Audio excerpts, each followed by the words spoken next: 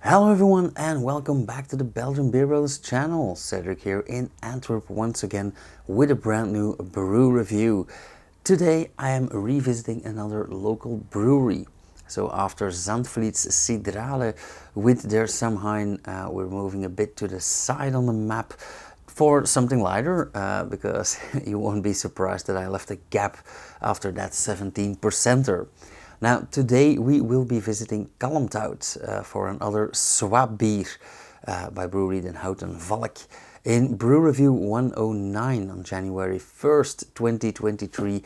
We had the Zilveren Swa or Silver Swa Winter Special. Today we are having the exact opposite with the HopsaSwa, the Summer Special.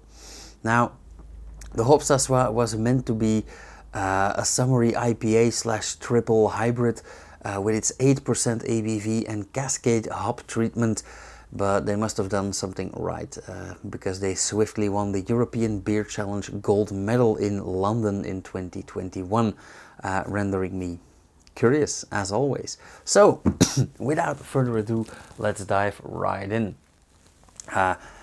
Again, as usual with Den Houten Valk, they have a very nice simple label. It's somewhere between digital art and aquarelle. I have no idea.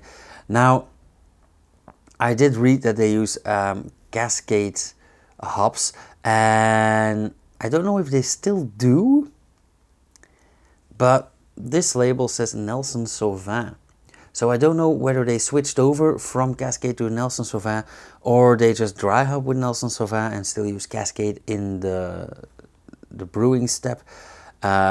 What else can we see in this bottle? We see ingredients: water, barley, wheat, caramel malt, hops and yeast. Okay.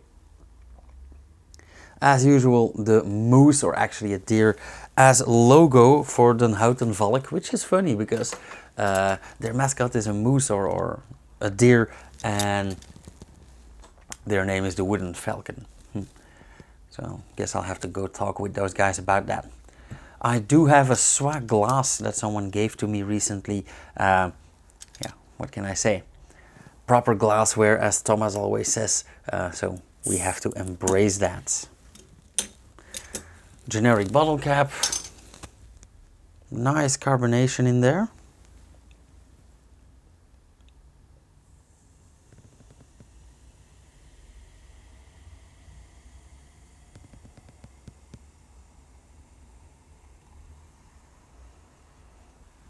And I'll leave that bit in there because there is quite a bit of a residue.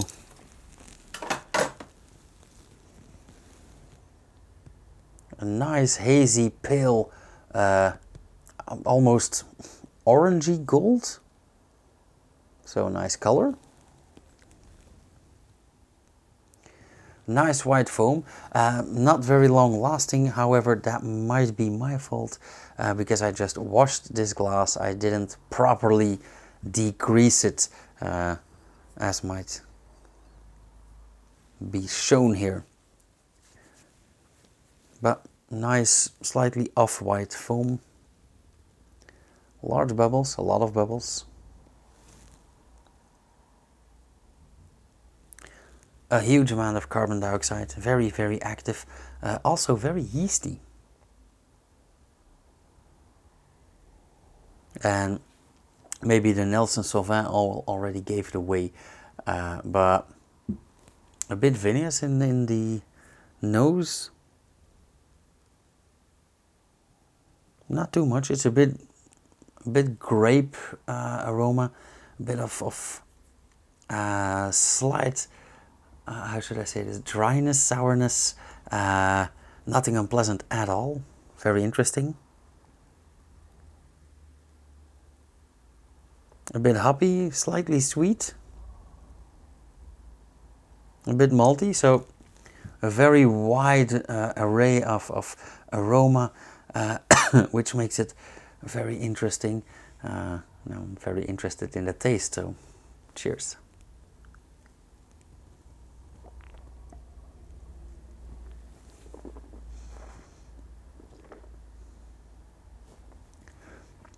Okay, actually no surprises here.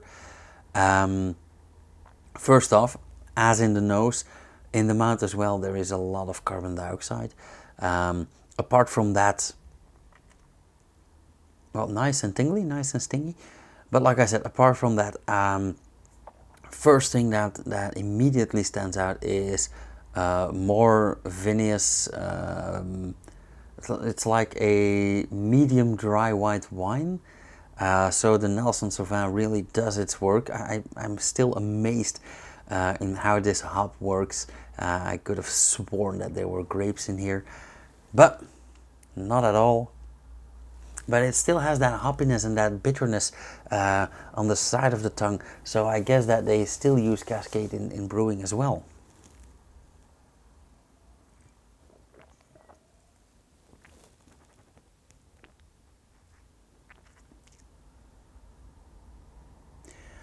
Also a pleasant density in the mouth. So a nice mouthfeel, although a bit over-carbonated to my taste. And I like Duvel, so that might ring a bell.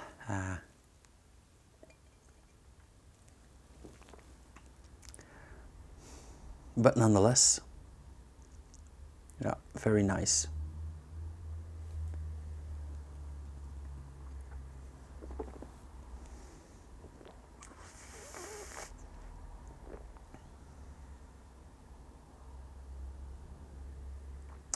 And that sweet bit in the nose is practically not present in the flavor. So you do get some bitterness from the hops, some like I said, dry white wine-ish dryness, slight sourness. I wouldn't say acidity. It's not that. It's not the feeling acidity. It is the flavor sour. Just like in a dry white wine. Very nice.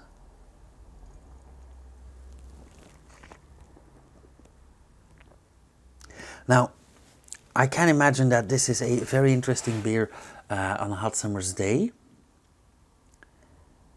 I do think that I might like this slightly colder and not to diminish the taste, but just to make it a bit more refreshing, because now I had it slightly warm up and now that vinous aroma and taste is a bit overwhelming. But that's more on me than on the brewers, of course. The aftertaste is also quite pleasant. It has a way lower sourness factor, but it still has that nice wine aftertaste. Also quite malty and slightly bitter. So well done. Okay, now rounding this up, I think this deserves a nice 3.5. Definitely, very nice beer, and actually I would not mind at all going to this brewery and have a talk with these guys. Now let's see what the residue is about. Oh yeah. So thankfully there's no flaking, but it does hold quite a bit of yeast from the re-fermentation. Look at how hazy that got. Quite a bit darker as well. And I'm one of those that likes to drink many a beer with the yeast because it makes it a bit softer and a bit more bitter, a bit more flavorful. So I don't know, let's say the yeast evens out the flavor a bit more. So let's see what it does to this beer.